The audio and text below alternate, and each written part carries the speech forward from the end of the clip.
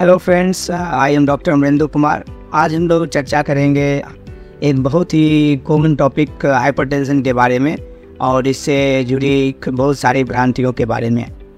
Hypertension जिसे हिंदी की भाषा में हम लोग उक्त रक्तचाप की समस्या भी बोलते हैं, ये एक बहुत ही कॉमन कार्डियोवास्कुलर रिस्क फैक्टर है। अगर इसे कंट्रोल में एक नियमित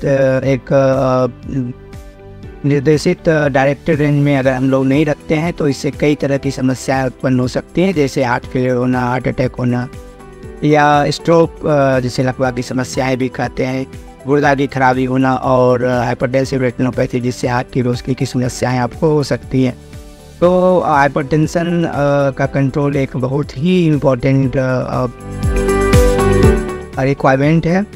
हाइपरटेंशन एक बहुत ही कॉमन रिस्क फैक्टर होता है। कई एक बार पेशेंट हमारे पास आते हैं ये चीज़ बोल करके कि सर मुझे तो कुछ महसूस नहीं हो रहा है, तो क्या हाइपरटेंशन की दवा लेने की आवश्यकता है। तो मैं उन्हें बता देना चाहूँगा कि most of the patients hypertension के जो होते हैं वो एसिम्प्टोमेटिक होते हैं, उन्हें किसी तरह की समस्याएं नहीं होती हैं, लेकिन जीवन की कुछ वैसी बीमारियां हैं जिसमें डिजिट का ट्रीटमेंट करना ज़रूरी है।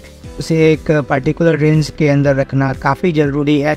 अगर वो चीज़ आपका उस पर्टिकुलर रेंज से ऊपर जा रहा है जो आपके एज और सेक्स के हिसाब से होनी चाहिए, तो वो एक साइलेंट किलर का काम करता है और कालांतर में जा करके इससे जनित बहुत सारी हार्ट और ब्रेन और रेटिना गुर्दा से संबंधित समस्याएं आपको हो सकती हैं। तो hypertension is a silent killer और आप सिम्पैथिक होने का इंतज़ार ना करें, तब तक काफ़ी लेट हो गया होगा। और अपने फिजिशियन की देख रेख में जब ये एक नॉर्मल रेंज से ऊपर जाए, नॉर्मल रेंज में हो, तभी से इसका इलाज करना शुरू करवा दें। दूसरी जो बहुत कॉमन भ्रांति होती है लोगों के बीच में कि वो बोलते हैं जी सर अगर एक बार मैंने मेडिसिन शुरू कर दिया तो फिर इसकी आदत लग जाएगी, फिर तो ये सब दिन मुझे लेना पड़ेगा। तो मैं बता दूं उन्हें कि ये आदत अच्छी आदत है। अगर आप सब दिन मेडिसिन लेते रहते हैं और अपने हाइपरटेंशन की समस्या को एक सुरक्षित रेंज में ले करके रखते हैं, तो ये आदत आपके लिए बहुत ही अच्छा है कि आप ऐसी आदत को ना छोड़ें, इस आदत का अनावरण करके रखें। क्योंकि अगर कई एक बार पेशेंट अपने मन से हाइपरटेंशन की दवाइयाँ छोड़ देते हैं और हाइपरटेंशन इमरजेंसी में एंड अप करते हैं, हार्ट फेलियर, हार्ट अटैक और ब्रेन के अंदर एम्ब्रेज वगैरह की समस्याओं और रीनल फेलियर की समस्याएं के साथ हमारे हॉस्पिटल्स में आते हैं। तो मैं बता दूं कि दवाइयों का नियमित रूप से सेवन करें और इसकी आदत होनी एक अच्छी ही बात है। जो समय के अनुसार कई एक बार बिल्कुल दवा के डोज में परिवर्तन करना पड़ता है, कई एक बार आपको एडिशनल मेडिसिन भी यूज़ करने पड़ते हैं। लेकिन जो सबसे इलाज का जो प्रमुख चरण होता है वो होता है प्रिवेंटिव थेरेपी। प्रिवेंटिव थेरेपी में आपको अपने लाइफ स्टाइल्स पे बहुत ज़्यादा ध्यान देना पड़ेगा। जो लाइफ स्टाइल्स में महत्वपूर्ण चीज़ें हैं जैसे कि सोने जगने का आपका समय, ड्यूरेशंस, उसके अलावा आपको नियमित रूप से व्यायाम वगैरह करनी चाहिए। बेस वॉक करें कम से कम half an hour every days. खान पान में हरी साग पत्तेदार सब्जियों का ज़्यादा उपयोग करें। एडिड सॉल्ट का कम से कम यूज़ करें अपने खान पान में। इसके अलावा अपनी दवाइयों का नियमित सेवन करें, नियमित जांच करवाते रहें अपनी बीपी का। इसके अलावा जो अगर आपको स्मोकिंग, टोबैको च्यूइंग की आदत है तो इसको भी इससे भी अपने आप को बचाएं। तो ये सब छोटी छोटी बातें हैं जिसका ध्यान रख करके आप हाइपरटेंशन के समस्याओं को इसके बढ़ने को प्रिवेंट कर सकते हैं। अगर आप ओबेज हैं तो अपने वेट को एक संतुलित रेंज में रखें, एक पर्टिकुलर BMI रेंज में रखें, इससे भी आपको काफ़ी लाभ मिलेगा। जो हाइपरटेंशन का जो सबसे इम्पॉर्टेंट चीज़ है वो है इसकी डायग्नोसिस। डायग्नोसिस में कई एक बार इरेनियस तरीक़ा से डायग्नोज किया जाता है। कई एक बार पेशेंट चलते हुए आपके OPD में आते हैं और आप उनकी BP को लेकर के, वन टाइम BP को लेकर के उसे हाइपरटेंशन लेवल कर देते हैं। जब भी कोई आदमी एक्टिविटीज़ में कराता है तो उसकी BP ऊपर ही आती है, उसको देख करके उसका ट्रीटमेंट नहीं करने का है। तो इस क्रम में जो सबसे इम्पोर्टेंट चीज़ें हैं जिसका ध्यान आपको रखना है BP मेजरमेंट के दौरान, वो है कि जब भी आप कोई काम करके कोई एक्टिविटीज़ करके आते हैं तो कम से कम 15-20 मिनट का एक गैप पीरियड दें, जिसमें आप अपने आप को रेस्ट की स्थिति में रखें।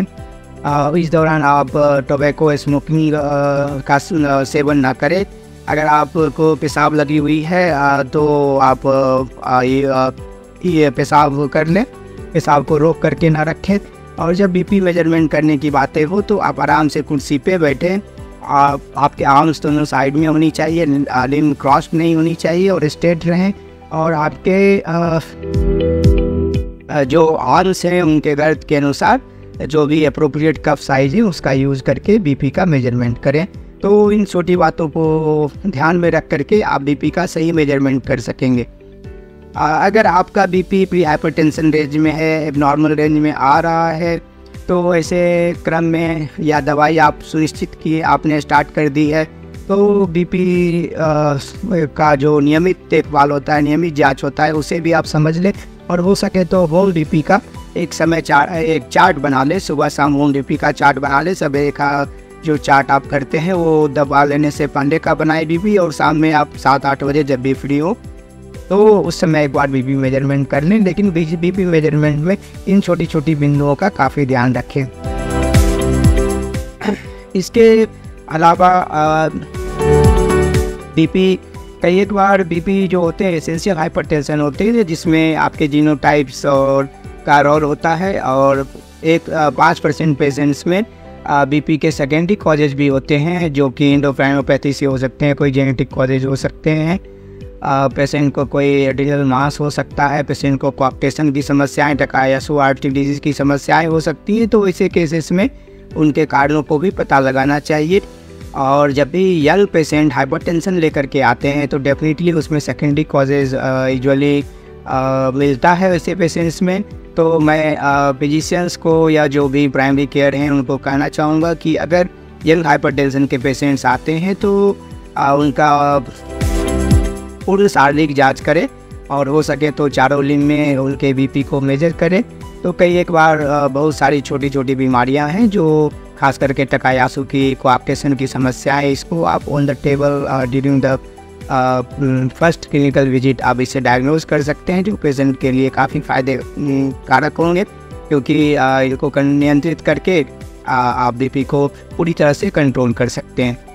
तो इन छोटी छोटी बातों को ध्यान में रख करके बीपी जैसे जो कॉमन और बहुत ही हाई रिस्क फैक्टर्स होते हैं कार्डियोवास्कुलर डिजीज़ के लिए, तो इनको आप प्रिवेंट कर सकते हैं।